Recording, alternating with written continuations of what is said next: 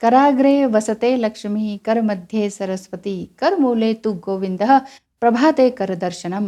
अर्थात हाथ के अग्रभाग में धन की देवी लक्ष्मी का वास होता है, मध्य भाग में सरस्वती, मूल भाग में गोविंद अर्थात भगवान विष्णु का निवास होता है।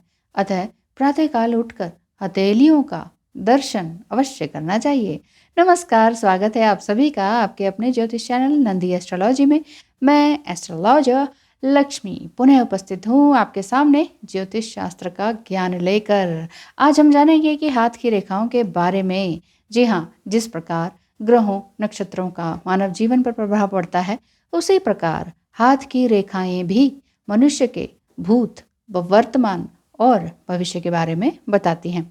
सामान्यतः पुरुषों की दाईं हथेली भविष्य और बाईं हथेली जन्म के समय की परिस्थिति बताती है।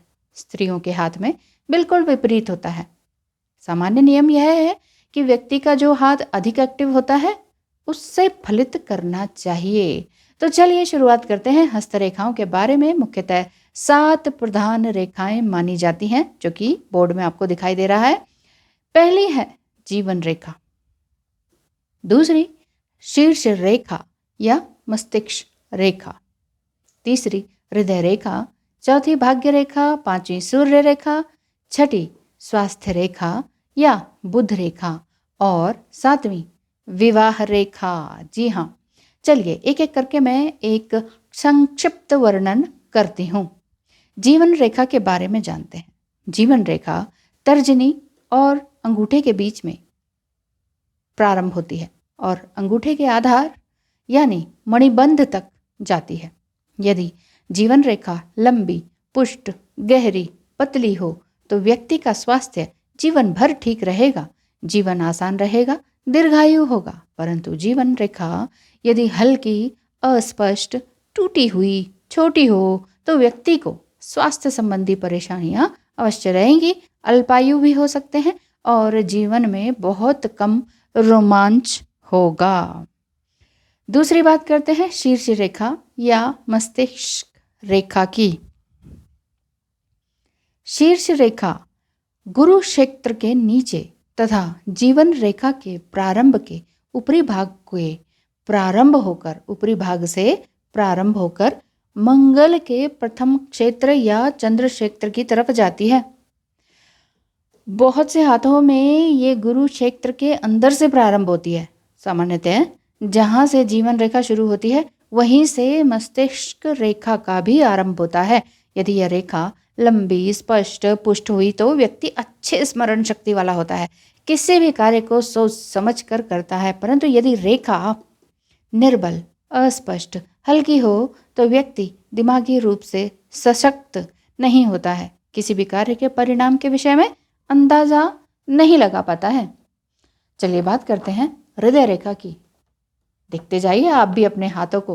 हृदय रेखा गुरु और शनि के मध्य के क्षेत्र में आरंभ होकर बुध क्षेत्र तक जाती है। यदि हृदय रेखा लंबी और सुस्पष्ट और चौड़ी हो तो व्यक्ति खुले हृदय का होता है, दीर्घायु होता है। यदि गुरु क्षेत्र के नीचे तक जाए तो प्रेम निभाने वाला होता है।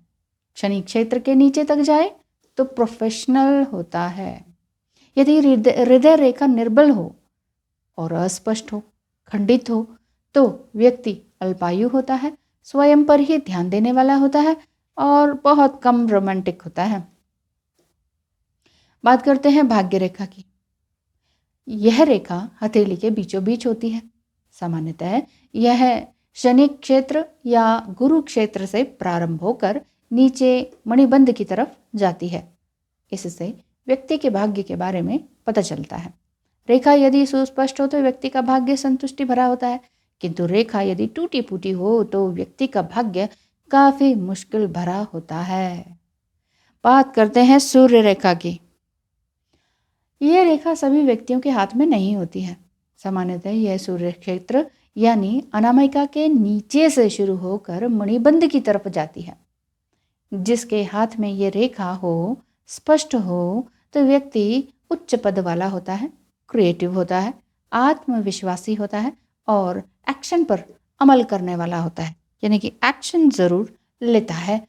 हालांकि इस रेखा पर अशुभ लक्षण हो तो बीमारी अथवा नाकामयाबी भी दर्शाता है। स्वास्थ्य रेखा या बुध रेखा की बात करते हैं। यह रेखा बुध क्षेत्र यानी कनिष्ठिका के नीचे के क्षेत्र से प्रारंभ होकर मणिबंध की तरफ जाती है। इसे लाइन ऑफ लीवर के नाम से भी जाना जाता है। इससे व्यक्ति के तंत्रिका तंत्र और स्वास्थ्य के बारे में ज्ञात होता है। अब आ जाते हैं विवाह रेखा। विवाह रेखा, इसे प्रेम रेखा भी कहते हैं। सामान्यतः यह बुध क्षेत्र में कनिष्ठिका के नीचे हथेली के बगल से शुरू होकर हृदय रेखा के समानांतर जाती है।